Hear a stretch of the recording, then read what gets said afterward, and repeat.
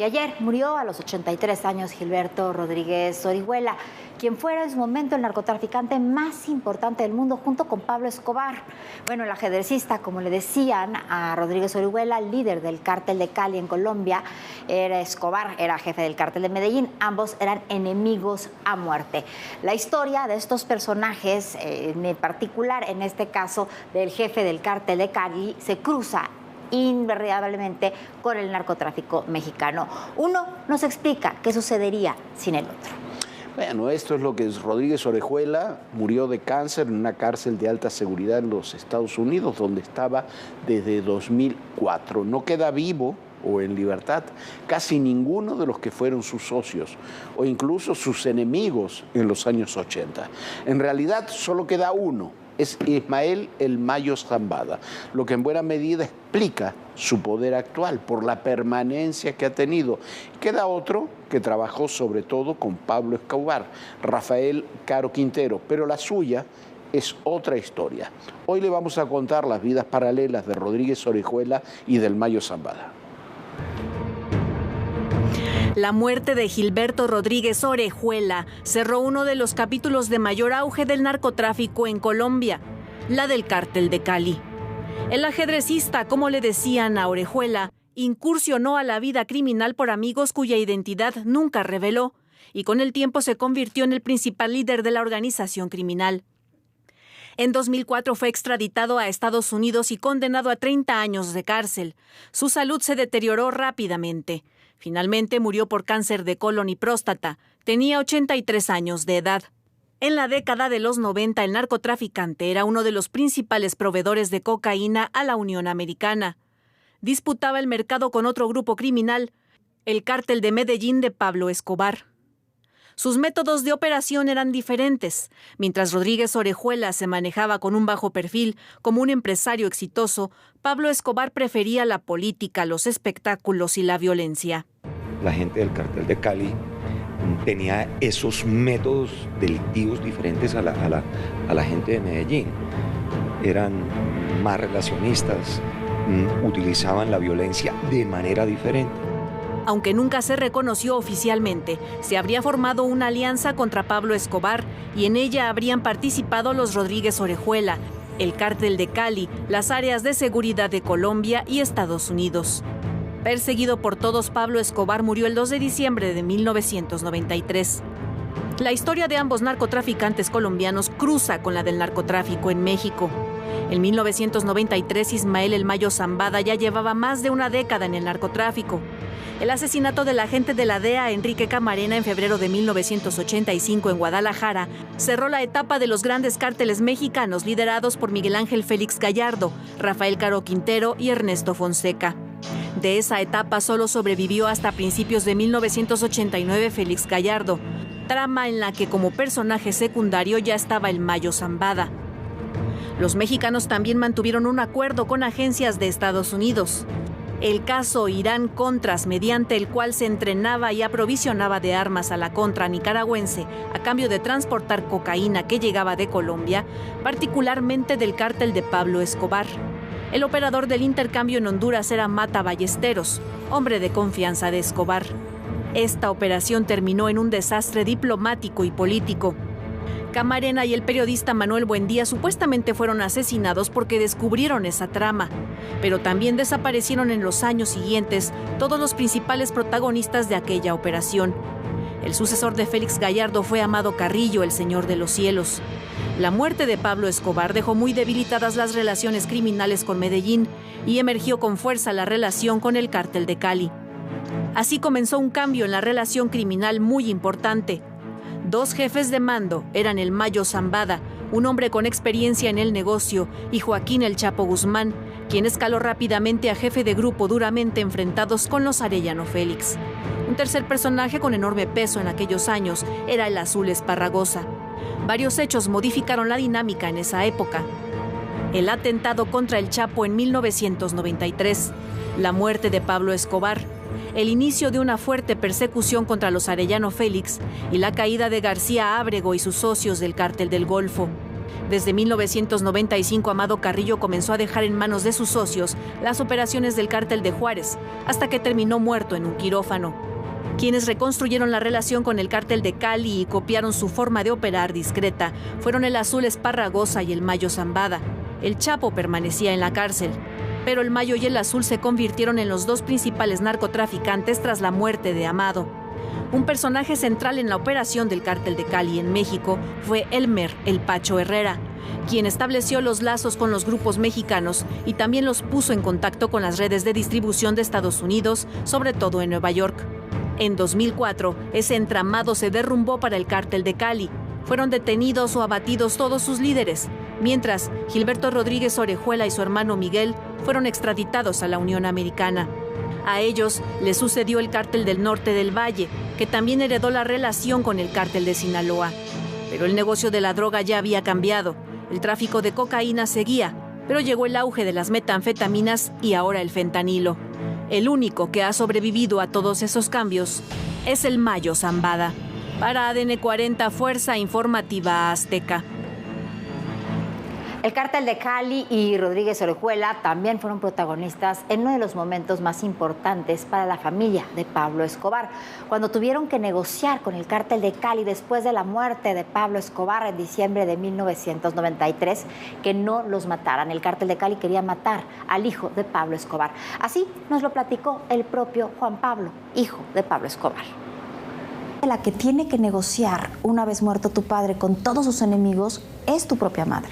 Sin duda, de repente mi madre era profesional, pero de repente pues sí, una ama de casa termina enfrentándose a todos los cárteles de la droga de Colombia y a las autoridades, porque no solamente eran los carteles, era una mezcla de todas estas personas que ya tú no sabías quién era más malo, si los del Estado o los mafiosos.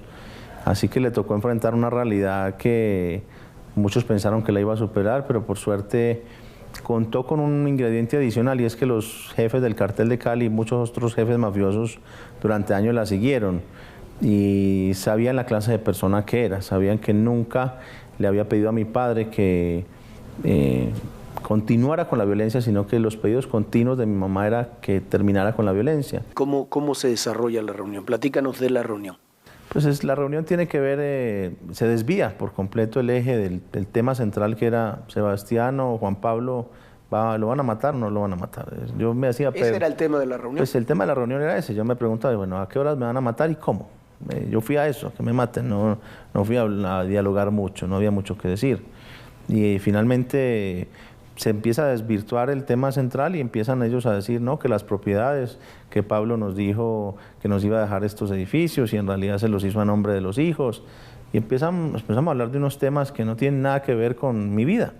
Miguel Rodríguez interviene y hace callar a mi abuela y le dice, señora, lo que Pablo decidió en vida que era para sus hijos, va a ser para sus hijos de la misma manera que lo que yo, Miguel Rodríguez, he decidido en vida que será para mis hijos, será para ellos.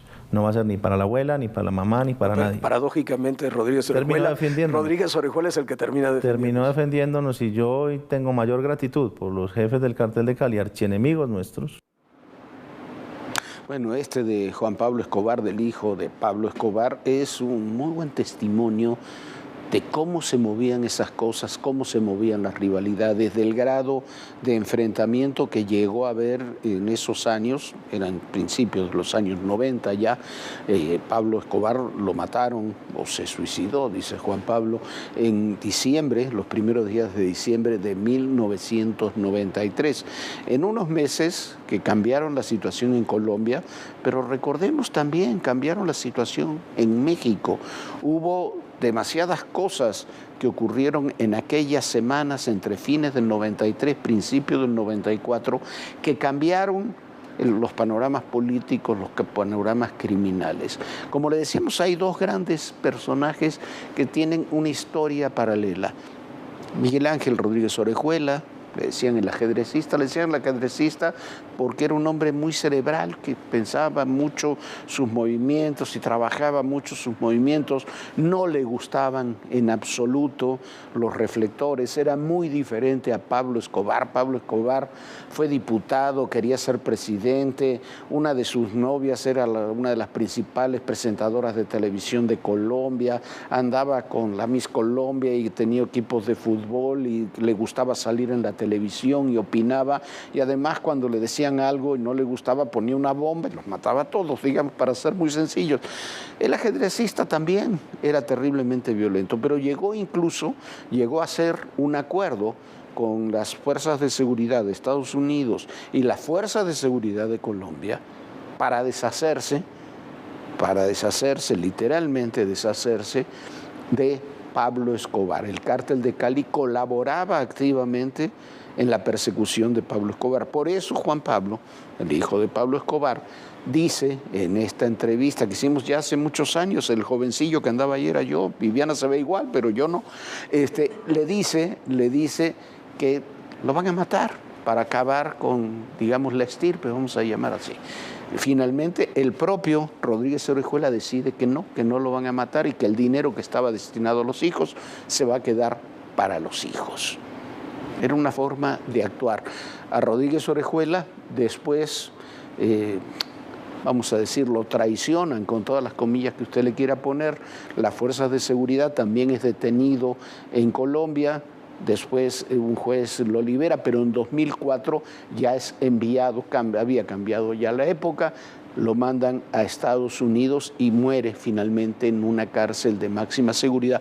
Este personaje, de las que hay poquísimas fotos, esta es la foto que se tomaron en aquella entrevista que hizo el Mayo Zambada con don Julio Scherer hace ya varios años. Hay muy pocas fotos de él porque tiene muchas características parecidas a las que tenía Rodríguez Orejuela. Tiene 10 años menos el Mayo Zambada que lo que tenía Rodríguez Orejuela, pero tiene características muy similares. Es un hombre que no le gustan los espectáculos, es muy diferente en eso al Chapo, que le encantaban los espectáculos, o Amado Carrillo, que le encantaba que le dijeran el jefe y andaba en Cuba y en Argentina y en Chile dándose a conocer. Es un hombre que se lo ve muy poco.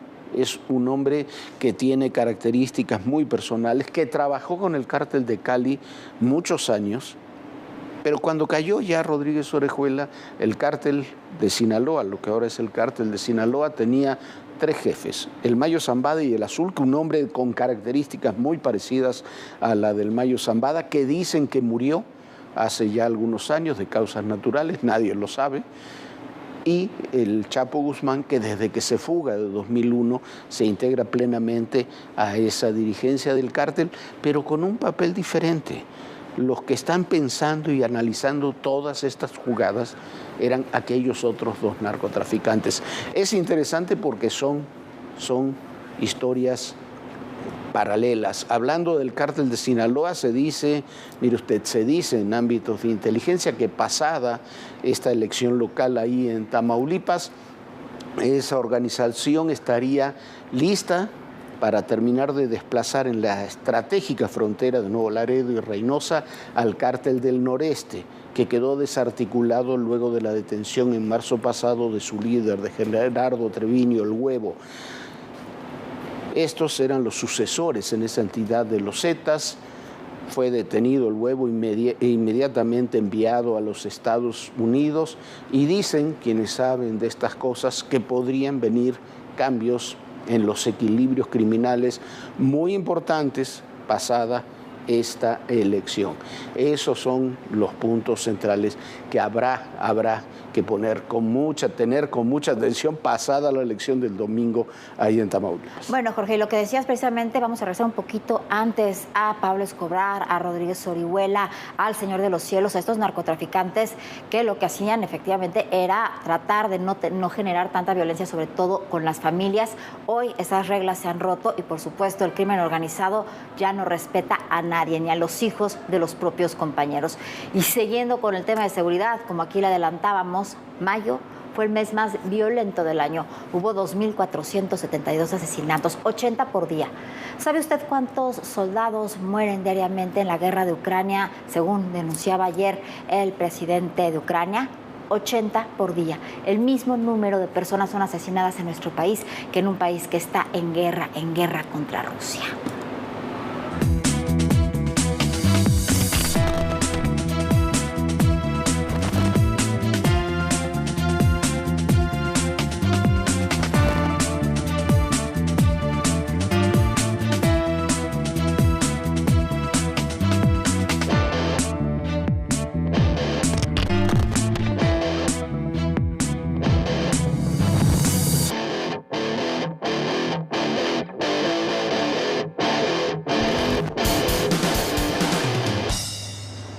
Y hoy la Ciudad de México fue un caos, estuvo paralizada por el bloque de transportistas.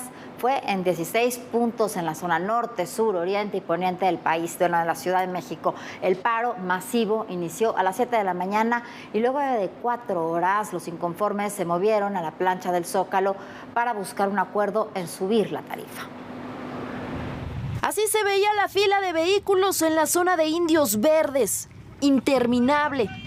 Alrededor de las 7:15 de la mañana, concesionarios integrantes de Fuerza Amplia Transportista bloquearon 16 arterias viales en diferentes puntos de la capital. En la zona norte, Calzada Ticomán, Avenida San Juan de Aragón y Ferrocarril Hidalgo se vieron afectadas.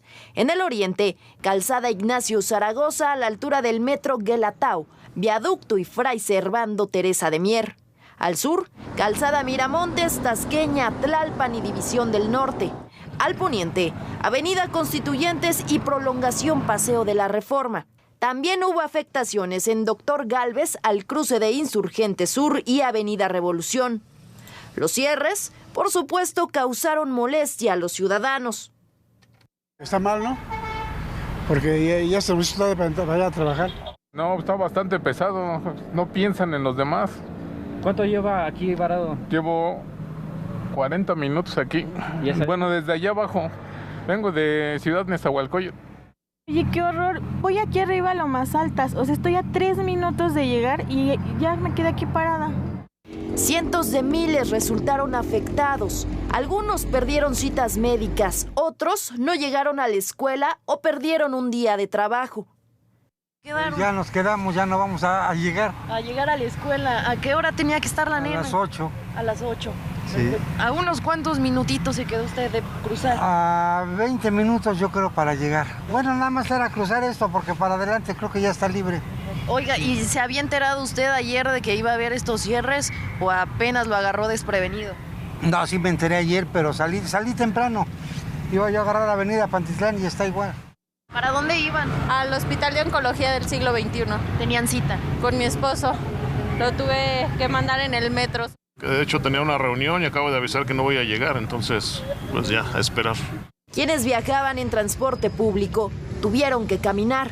Llevo como 40 minutos caminando. La desesperación por llegar a tiempo a sus destinos provocó enfrentamientos.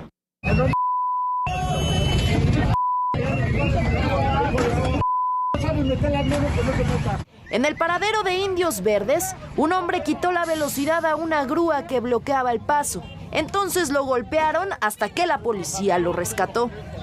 Alrededor de las 10 de la mañana, elementos de la Secretaría de Seguridad Ciudadana con equipo antimotín llegaron a los puntos que permanecían cerrados. Dialogaron con los representantes y comenzó la liberación de avenidas. Para las 11 de la mañana, las vialidades se despejaron. Así lo informó en redes sociales Martí Batres, secretario de Gobernación. A esa hora, la jefa de gobierno, Claudia Sheinbaum, ofreció un mensaje. Rechazamos el aumento excesivo que están solicitando. Cualquier demanda de aumento debe estar asociada al cumplimiento estricto de un mejor servicio de transporte público para la ciudadanía. La mesa de diálogo está abierta. Los contingentes comenzaron una caminata hacia el Zócalo. En el camino, en Calzada Zaragoza y Tlalpan, se calentaron los ánimos entre manifestantes y policías.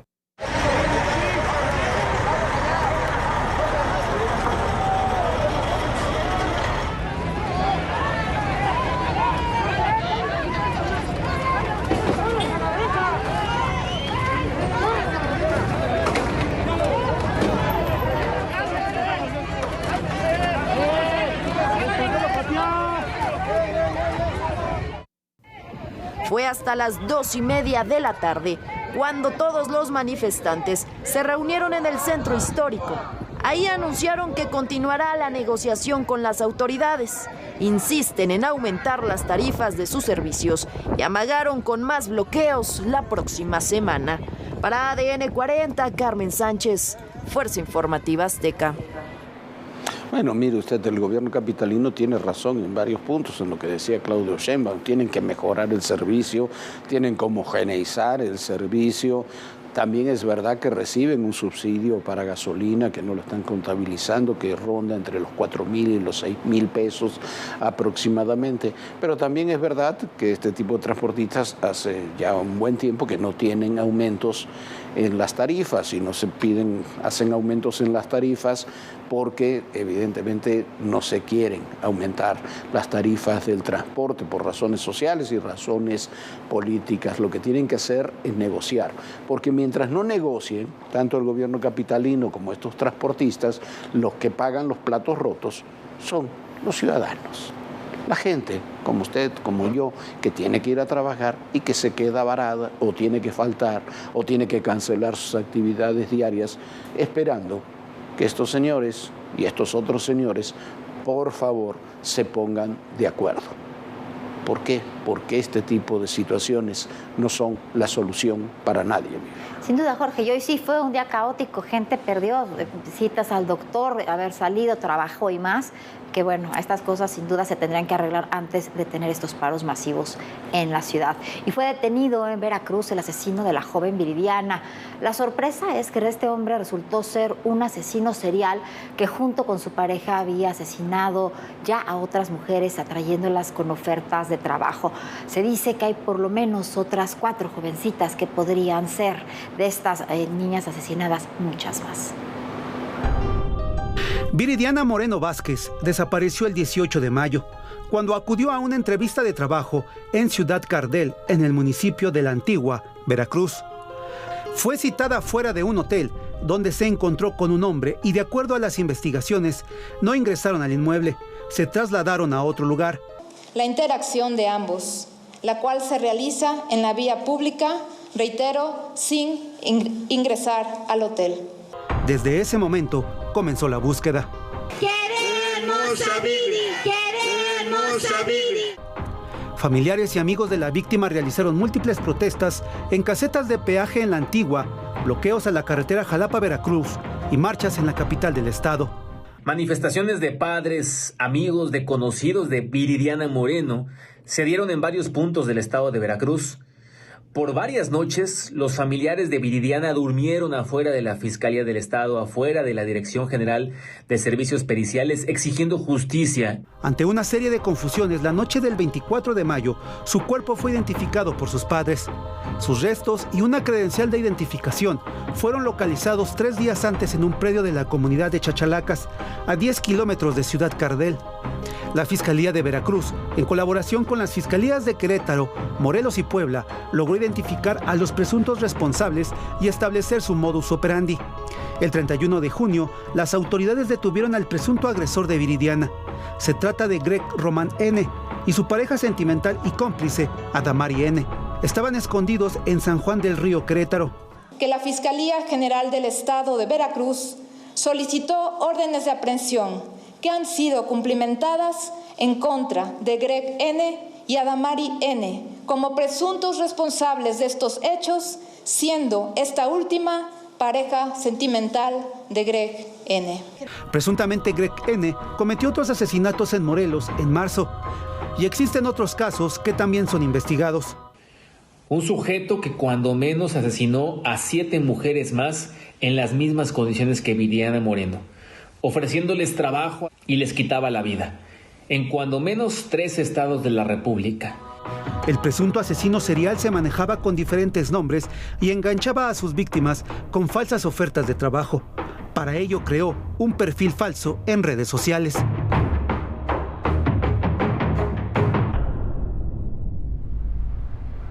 Bueno, esta es una historia terrible que apenas comienza concluyendo. Mire usted, hoy el presidente López Obrador se dijo asombrado de lo que este famosísimo caso tan mediático de los actores Johnny Depp y Amber Heard se haya resuelto en apenas 6 meses, y el de Genaro García Luna, el exsecretario de Seguridad que está ya detenido en Nueva York, dijo que lleva años sin resolverse, así lo dijo. Todo el proceso creo que tardó 6 meses y lo de García Luna ya lleva años. Bueno, mire, hay que tener mucha sensatez en esto. A veces estos temas no son lo fuerte de las mañaneras. El caso de Johnny Depp y Amber Heard llevaba años y la demanda era una demanda civil por maltrato, fue muy mediático.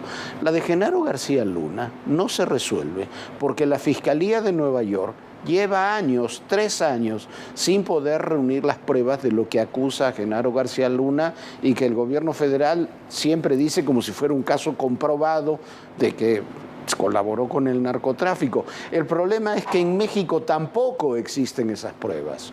México no tiene una sola prueba de que Genaro García Luna haya colaborado con el narcotráfico. Hay dichos, pero no tiene pruebas. Incluso las pruebas que tiene de manejos económicos que pudieran ser sospechosos o lisa y llanamente fuera de la legalidad son de después de que García Luna dejó el gobierno. Por eso es que no se resuelve. Pero ya nos vamos, Viviana. Ya nos vamos, Jorge. Y bueno, en otros temas, nada más antes de despedirnos, después de 2 años de permanecer detenido en Estados Unidos, César Duarte fue extraditado a México.